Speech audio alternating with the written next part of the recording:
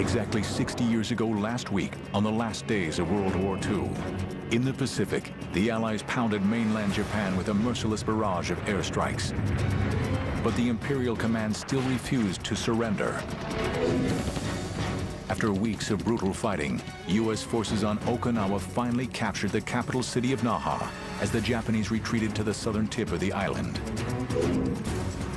And in Austria, hundreds are killed when an attempt to repatriate anti-communist soldiers turns to violence. Exactly 60 years ago this week, Allied leaders meet in Berlin to decide the fate of post-war Germany. In the fallen German capital, the Soviets make a shocking discovery.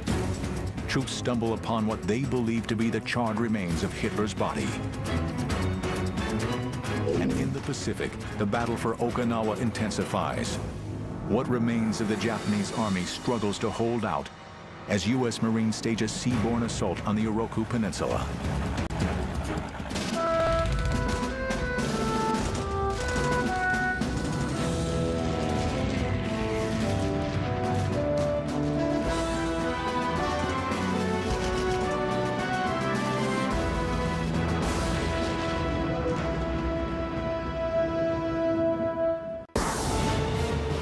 June 5th, 60 years ago this very day, a typhoon hit southeast of the Ryukyu Islands, wreaking havoc on Vice Admiral William Halsey's U.S. Third Fleet. Typhoons were not enjoyable occasions. It gets very, very rough, and smaller ships would take a pretty bad beating. The fleet operating east of Okinawa had just completed 2 weeks of air attacks against Japanese airfields on Okinawa and Kyushu. Today's storm is the second typhoon the fleet has faced in 6 months. Hurricane-force winds reach 70 knots, or roughly 80 miles per hour, with gusts hitting 100 knots, or 115 miles per hour. When green water started coming over the flight deck, you knew you were in water. The smaller ships, like the destroyers and stuff, had a terrible time.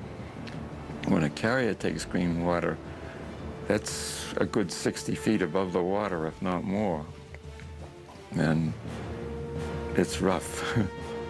Despite changing course and speed, 36 ships sustained damage, including 8 aircraft carriers, 14 destroyers, 7 cruisers, 4 battleships, 2 tankers, and 1 ammunition ship. The destructive winds also damaged 43 carrier planes. Another 33 are washed overboard. Among the ships that suffered the most severe damage are the USS Bennington, the USS Hornet, and the USS Pittsburgh. Approximately 5:28 a.m., 25 feet of the flight deck of the USS Bennington collapses due to heavy pounding of the seas. 2 hours later, the fleet carrier would pass through the eye of the storm. The forward flight deck of the USS Hornet also collapses. Approximately 6 a.m., the USS Pittsburgh is hit by 2 massive waves. A 104-foot section of the heavy cruiser's bow breaks away from the ship. Fortunately, all watertight bulkheads had been sealed and many lives are spared.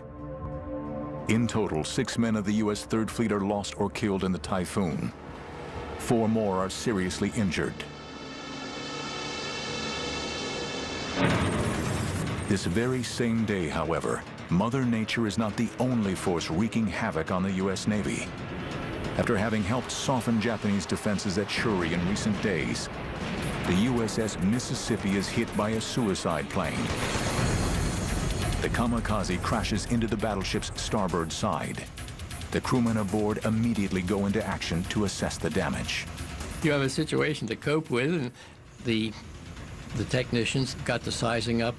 What damage was done? What do we need to do about it? And they form a plan of action. Despite the attack, the Mississippi would continue to support ground troops on Okinawa for 11 more days.